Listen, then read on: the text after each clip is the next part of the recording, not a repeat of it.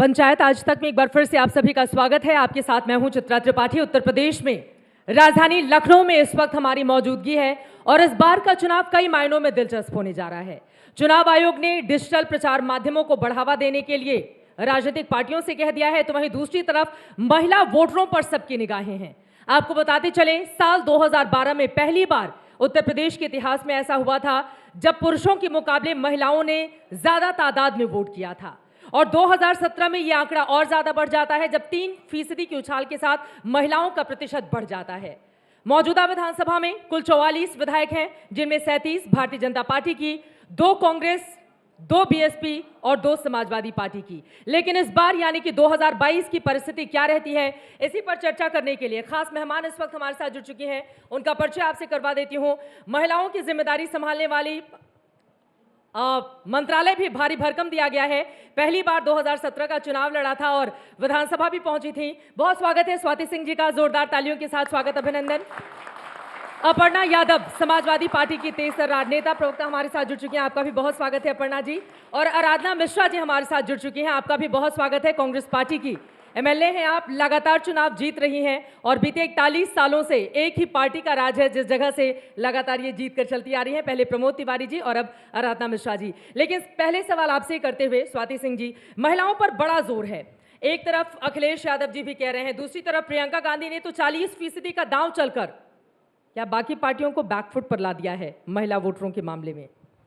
नहीं, ऐसा नहीं है। अभी आपने जब अपनी बात की शुरुआत की तभी आपने कहा कि किस तरीके से चुनाव में 2014 और 2017 में महिलाओं की भागीदारी रही। इसका मतलब ये है कि आज भारत में और उत्तर प्रदेश में महिलाएं, जो आधी आबादी है, वो मोदी और योगी में कितना विश्वास रख रही हैं वही दिख गया। दूसरी बात, आपने 40% रिजर्वेशन की बात की। मैं आज आपके चैनल पे ही प्रियंका गांधी जी का इंटरव्यू सुन रही थी। उन्होंने बोला कि हम उत्तर प्रदेश में संगठन, क्योंकि जो संगठन एक तरीके से इनएक्टिव हो गया था, उसको हम एक्टिव कोशिश कर रहे हैं कि वो एक्टिव हो जाए। हम लोगों ने अपने संगठन को फिर से खड़ा किया है, खड़ा करने की कोशिश कर रहे हैं।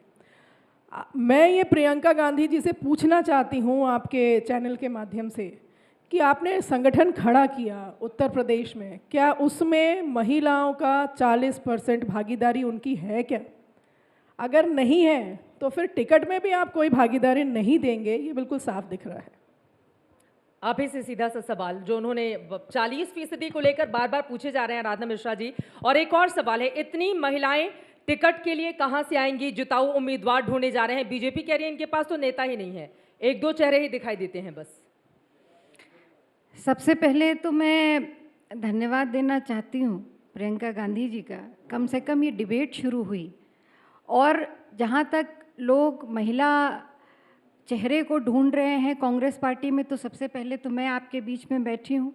उत्तर प्रदेश की विधानसभा में अगर अकेली किसी दल की महिला नेता है तो वो कांग्रेस पार्टी ने आराधना मिश्रा को बना करके ये साबित कर दिया कि महिलाओं के लिए अगर किसी ने हमेशा राजनीति हो या किसी भी साधन से हो तो कांग्रेस पार्टी है। दूसरी बात, महिलाओं के 40% टिकट की बात की स्वाति जी ने। मैं बताना चाहती हूँ कि बिल्कुल चिंता करने की आवश्यकता नहीं है, 2-3 दिन का इंतज़ार कर लीजिए।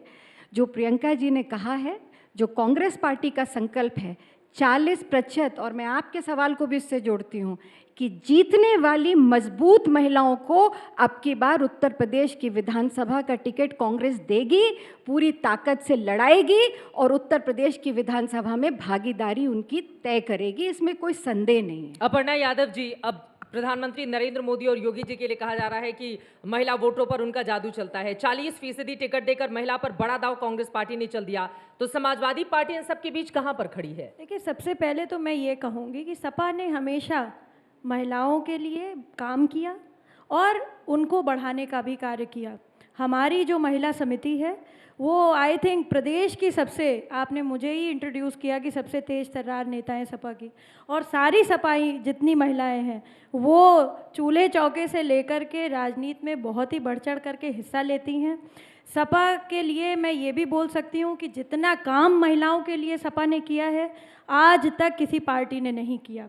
दूसरी बात मैं ये कहती हूँ कि आप जहाँ तक बात कह रहे हैं कि योगी जी मोदी जी का बहुत जादू चलता है, क्यों नहीं लोकतंत्र में इतना प्रचंड बहुमत तो आज से पहले कभी नहीं था भाजपा का, उससे पहले तो भाई कांग्रेस का था। क्यों नहीं 33% रिजर्वेशन बिल पास किया आपने, क्यों नहीं पास करा? महिलाओं की ये लड़ाई जो है ये हजारों साल लाखों साल से है, ये आज की लड़ाई नहीं है। तो इसीलिए कहीं ना कहीं मुझे लगता है कि, और मैं तो किसी पार्टी विशेष के बारे में बात नहीं करूंगी, पर कुछ लोगों को बच्चियों के बारे में इलेक्शन के 3 ही 4 महीने पहले याद आता है कि बेटियां भी होती हैं, उनको दौड़ाया जाता है, उनको चोट लगाई जाती है। नाम ही ले लेती पार्टी का आप, क्या कांग्रेस कहने में क्या दिक्कत है आपको? नहीं, मैं ये तो कह नहीं रही हूँ, मैं तो पार्टी विशेष की मैं कह तो रही हूँ, हम सब महिलाएं हैं यहाँ पे बैठी हुई। मैं यही कहना चाहती हूँ कि हम महिला ही महिला की सबसे बड़ी दोस्त है और महिला ही महिला की सबसे बड़ी दुश्मन है। तो मैं बस इतना बात कहना चाहती हूँ कि हमेशा इसी समय क्यों, भाई पहले भी तो हो सकता था ना, ये अभी ही क्यों हुआ?